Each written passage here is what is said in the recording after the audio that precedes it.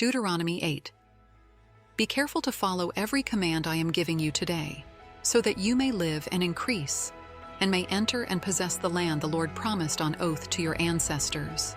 Remember how the Lord your God led you all the way in the wilderness these 40 years, to humble and test you in order to know what was in your heart, whether or not you would keep his commands. He humbled you, causing you to hunger, and then feeding you with manna, which neither you nor your ancestors had known, to teach you that man does not live on bread alone, but on every word that comes from the mouth of the Lord. Your clothes did not wear out, and your feet did not swell during these 40 years. Know then in your heart that as a man disciplines his son, so the Lord your God disciplines you. Observe the commands of the Lord your God, walking in obedience to him and revering him.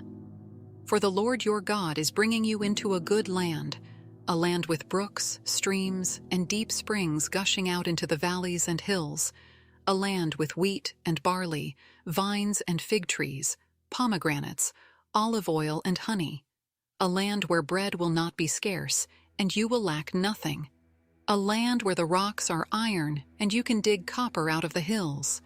When you have eaten and are satisfied, praise the Lord your God for the good land he has given you. Be careful that you do not forget the Lord your God, failing to observe his commands, his laws, and his decrees that I am giving you this day. Otherwise, when you eat and are satisfied, when you build fine houses and settle down, and when your herds and flocks grow large, and your silver and gold increase, and all you have is multiplied, then your heart will become proud, and you will forget the Lord your God, who brought you out of Egypt, out of the land of slavery. He led you through the vast and dreadful wilderness, that thirsty and waterless land with its venomous snakes and scorpions.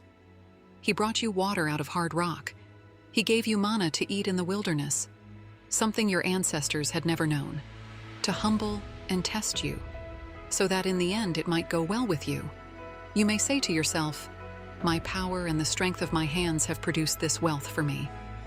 But remember the Lord your God, for it is he who gives you the ability to produce wealth and so confirms his covenant, which he swore to your ancestors, as it is today.